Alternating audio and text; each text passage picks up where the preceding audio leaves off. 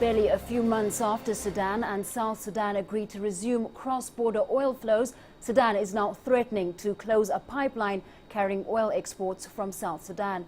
Sudan's President Omar al-Bashir has warned that it will stop oil exports should Juba continue to support rebels operating on Sudanese soil. Relations between the longtime foes have worsened in the past days over Sudan's accusations. South Sudan's Information Minister Barnaba Marial Benjamin has, however, reiterated it does not support rebels and has urged Khartoum to address any bilateral problems through an African Union panel, which brokered the March deal. South Sudan, which became independent from the north in 2011, needs to use northern oil facilities to sell its crude. Madagascar's interim leader, Andry Rajoelina, has refused to resign and has instead called for more time before complying with a deal to step down ahead of elections in July. According to an internationally brokered roadmap aimed at steering the nation back to constitutional rule, all candidates in the July 24th presidential election had to step down from their government positions before Monday. However, Rajoelina stayed in that position, and that risks plunging the crisis-weary country deeper into turmoil. He wants the country's special electoral court to extend his stay in office by a month. Madagascar has been in political limbo since Rajoelina seized power from former President Marc Ravalomanana in 2009. Uganda's new Chief of Defence Forces, General Katumba Wamala, is warning that delays in resuming the hunt for warlord Joseph Kony are diminishing the prospect of ever finding him. The army chief was speaking after being decorated as a general, the highest rank in Uganda's military. General Wamala has played a significant role in the hunt for Kony and insists it must be stepped up again and soon. CCTV's Isabel Nakiria reports. Several months after the US and Uganda suspended the hunt for warlord Joseph Kony in the Central African Republic, a warning from Uganda's new Chief of Defence Forces. General Katumba Wamala says if the hunt for Kony is not resumed as soon as possible, he may become even more elusive. If AU could quickly make up its mind and make a decision on that, of course it will enable us to get back on the game, to get back on the job. But the longer we take, possibly the farther the guy gets. So if we could only get that decision made. Katumba Wamala played a major role in leading the Ugandan military in the hunt for Kony when he was commander of land forces. General Wamala says his forces will remain focused on capturing the head of the Lord's Resistance Army. The big guy is still missing, but most of the lieutenants have been either arrested or they have surrendered, or some have been killed. But the hunt will still continue. Kony and two of his top commanders are wanted by the International Criminal Court.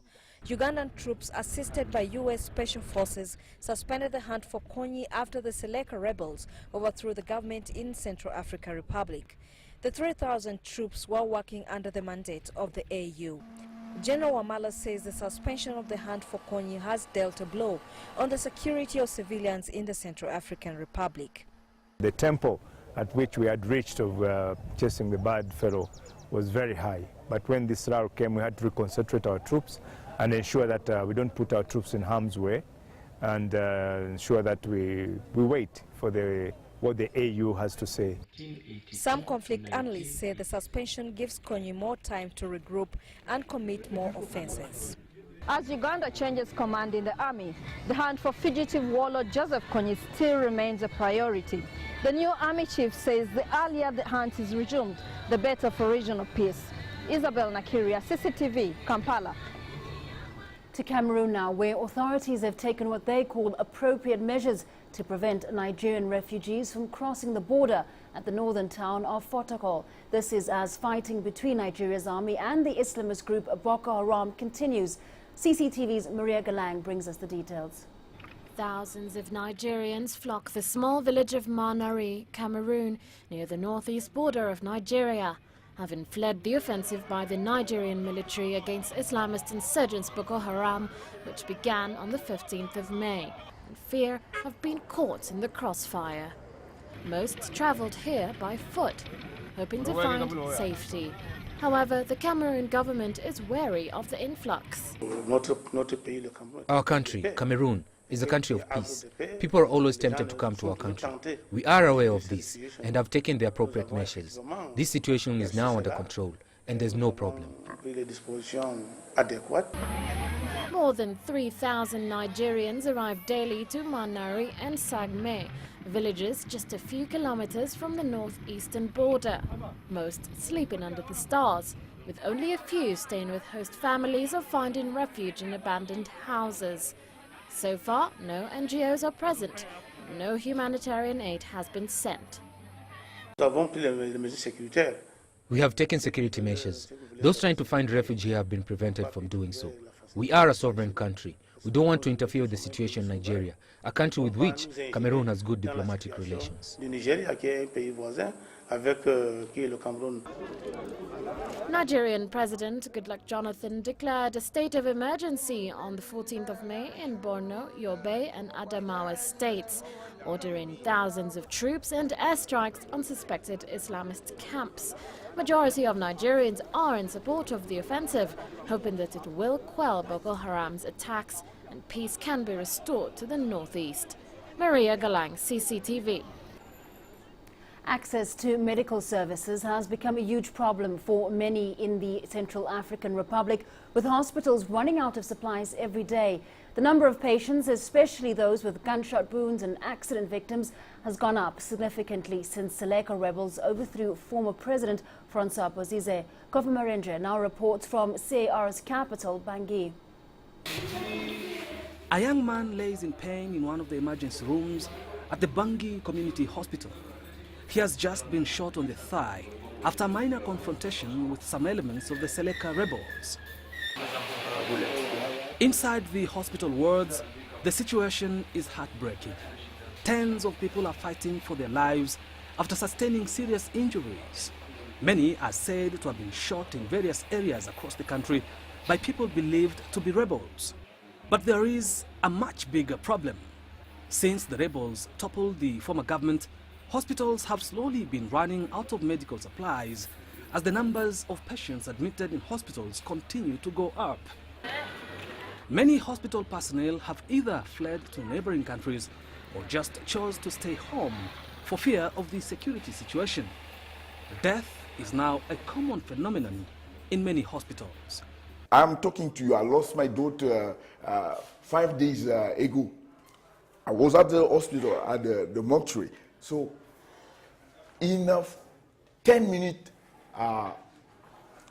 15 cops was brought to that place. That means there is a real problem. In a country where people dead like animals, this is a problem. Many specialized machines in this hospital are now not working anymore. The pharmacy now has just basic drugs left, which patients have to pay for. Electricity supply has been disrupted and management forced to use alternative generators for power. Managers say were it not that it is a community hospital and the only one around, they may have been forced to close down long time ago. Donc le gouvernement doit pouvoir faire pour pouvoir. We appeal to the government to look into this issue, give us equipment and medicine so that other hospitals can start operations and help the people. Le même problème que l'hôpital communautaire. Road accidents have shot up since the rebels arrived in town. This has been attributed to their reckless driving in the city. But perhaps the most troubling issue to hospital staff is the pressure they get from the rebels. When one of their own falls sick, business literally comes to a standstill in the hospital. They demand that they be treated first as other patients wait. Surtout relevant des Seleka qui étaient rentrés. The situation was made worse when Seleka came in. Many of them don't know how to drive. We have been getting many accident victims and that has strained our facilities.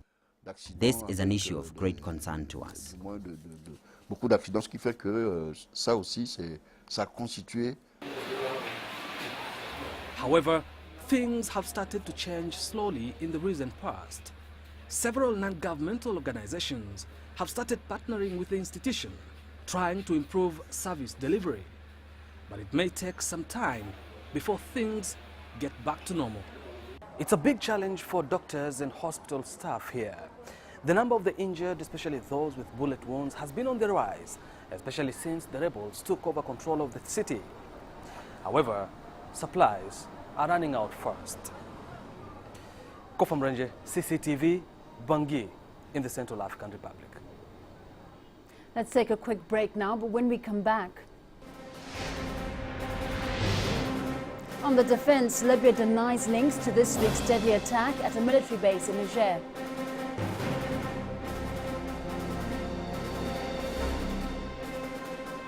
And we ask, are African countries committed to setting up a standby military brigade?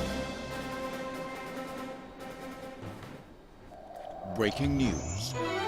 Global trends. CCTV News brings you stories with the different aspects of Africa in the international content. With our reporters across Africa and all over the world, we'll tell you about the real Africa and how it impacts the world. Africa Live, every day, only on CCTV News.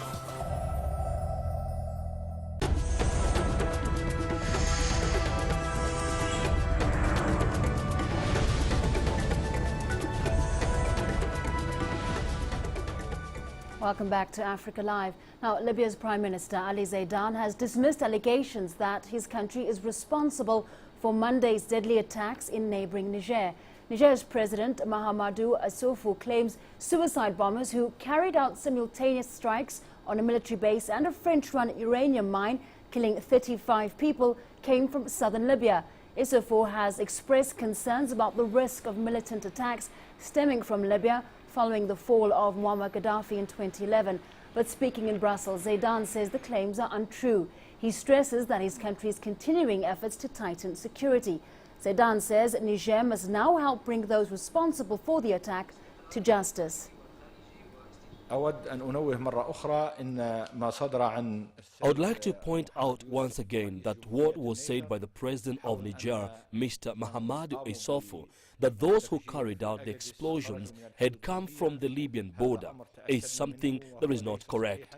They did not leave Libya, and we are keen to adopt measures to control our border so that there will be no way for gunmen to enter or leave it. African leaders at the just concluded African Union Summit decided on Monday to immediately establish a military rapid reaction force to deal with regional security emergencies. This is to reduce the continent's reliance on outside forces and funds for its defense. It follows calls from several leaders for the creation of an African defense capacity, given the number of conflicts and rebellions on the continent. Plans for an African standby force have existed for more than a decade, but delays in the creation of this contingent has led to criticism that Africa has for too long been slow to do its own peacekeeping. Now, to discuss this further, we're joined by Simiyu Werunga, Director at the African Center for Security and Strategic Studies in Nairobi. Welcome to African Live. Pleasure. Now, looking at the delay in the implementation of this standby force, it's gone by different names over the years. Why the delay? It's taken more than 10 years. I think this has been because of lack of interest in some African leaders, and secondly because of funding.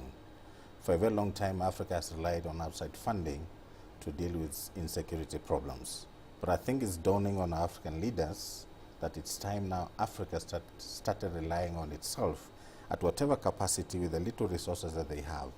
And I think this is why the African leaders during this summit decided this is the time we started moving along as a continent.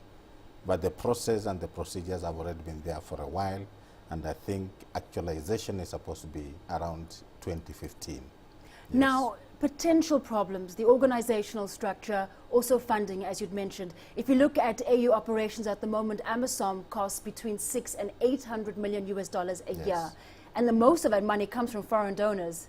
How is this intervention force going to work? Where's the money going to come from? I think why it has taken this long is because African governments have been preparing themselves to ensure that this force is actually budgeted within country budgets, so that to a large extent, they are going to be funded by countries falling within those blocks. And we have the Eastern Africa, the Western Africa, the Southern Africa, and East Africa actually covers some bit of Central Africa. So that is why it's taken a bit of time, because the thinking and we know this, the thinking has been that we should not rely on foreign donors to take care of ourselves. So the plan has been that as slowly as we operationalize this process, we should be able to fund it ourselves. Now, there was some confusion or perhaps a very complex plan around the African Standby Force, looking at those regional blocks, the recruitment of personnel and almost working on some sort of rotational basis. Has any information come out about how exactly this intervention brigade will work? Yes, on the military front, this thing is divided into two. We have the civilian component and the military component. So the military component, African countries that fall within those blocks will be asked to donate forces to form the standby brigades. But within the headquarters and the military component, officers are normally sent to these headquarters on a rotational basis. But that is purely in terms of administration. But command structures, people are going to be posted for a period of time and then they rotate amongst African countries. So I don't think from an operational point of view is an issue, because that's what even UN does. You send there a battalion for 1 year, next year you are told change them and bring another one. So to me, that's not a problem. The issue has been funding, and once they take care of that, then I think Africa is slowly taking care of its problems. And this isn't necessarily a brigade, like you said. Obviously, you're going to have personnel coming from different parts of the continent. They won't be stationed in one particular place. How would that affect this chain of command, rather? Chain of command will have a headquarter for that standby brigade. But officers will be in standby in their own countries with a skeleton team that runs the brigade headquarter. Now, contingence plans are going to be put in place so that when the decision is made that Africa has to intervene in this conflict, then the planning will have taken care of how fast these people can be brought together to ensure that they form that brigade and intervene in a situation in one of the countries within that block. So I don't think it's going to be an issue really once they start operationalizing the team. Right, just lastly, to wrap up quite quickly, looking at the function behind this intervention brigade, it's not only about going to a particular location once conflict has started. This is also about preventing that conflict from even beginning in some cases. I think we need to look at it from a political perspective. Once African presidents are willing to allow an interventionist force within their country, then it means even politically, people are now shaping up to being responsible and accountable to their own people. So from a political perspective, that's a very major step Africa is taking. And secondly, the fact that they are going to have them and they have agreed that they can intervene inside their own countries, it is changing drastically the paradigm in how we govern ourselves in Africa. And I think for a continent, this is a good idea.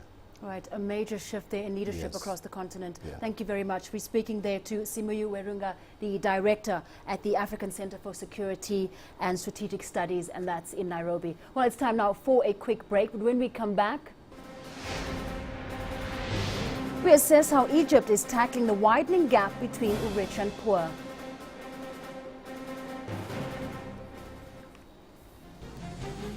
International news with the global perspective. World Insight is the only program with analysis from around the world, with lively discussions and feature reports. Tune in each week for World Insight, only on CCTV News.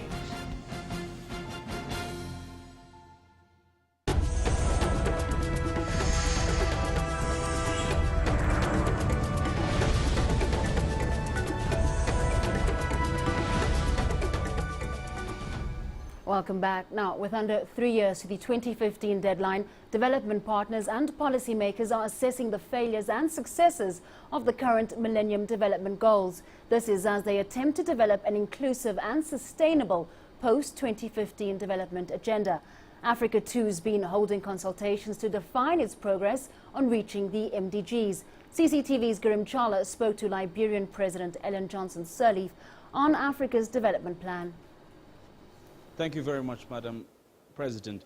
Now, we understand that Africa is in the process of delivering its common position for the UN when it comes to plannings of the post-millennium development goals, and you are one of the personnel in the continent who is in charge of these consultations and planning.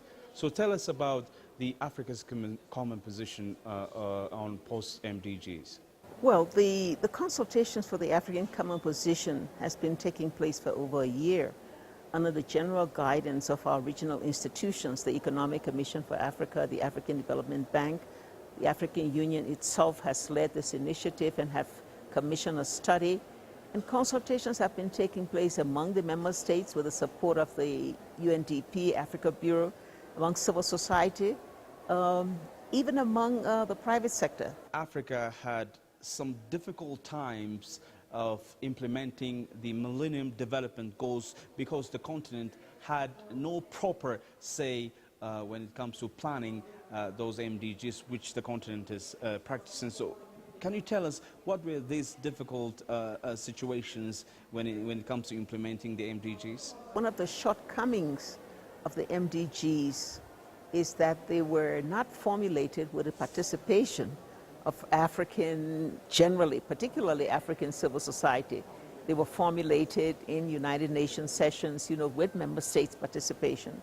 One will find a much difference these days because the post-2015 agenda has a robust consultations. For example, some 5,000 civil society organizations in 120 countries were held meetings to discuss this. You had 250 private sector companies in 30 countries that were consulted.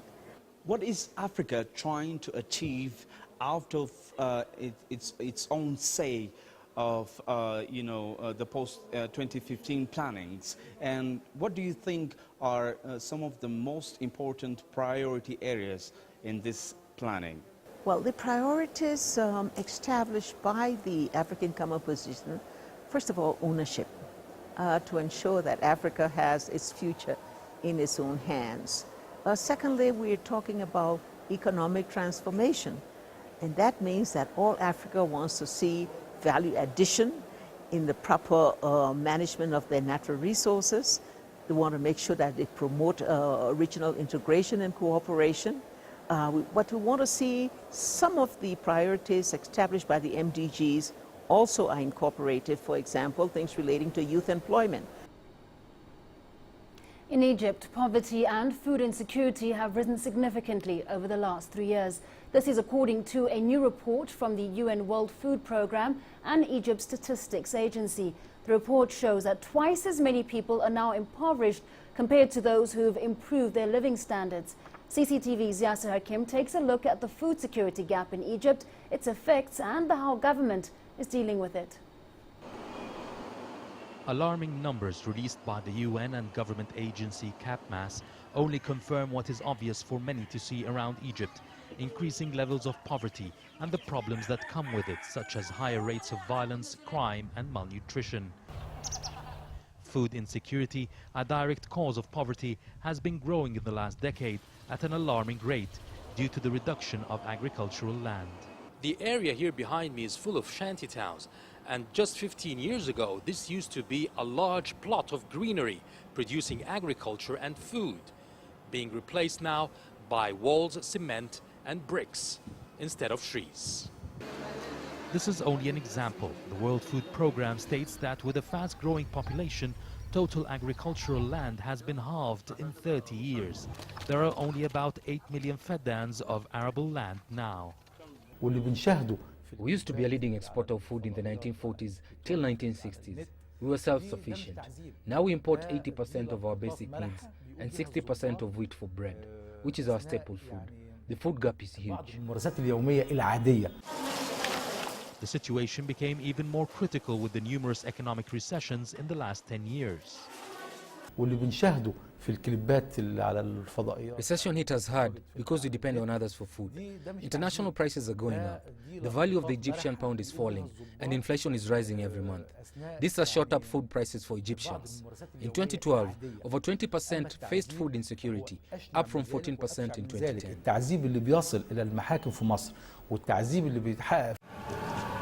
According to CAPMAS, more expenditure on food has also raised poverty levels to 30% from 21% in 2009.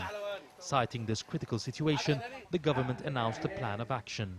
The government encouraged businessmen to invest in agriculture in Sudan and bring more produce for Egypt.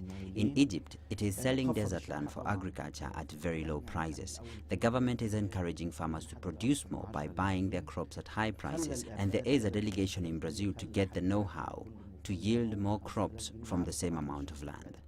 The government has succeeded so far in increasing wheat production by 20% and will restructure the subsidy system to reach only the needy. Experts say progress has so far been slow, mainly hampered by political instability. Yasser Hakim for CCTV, Cairo.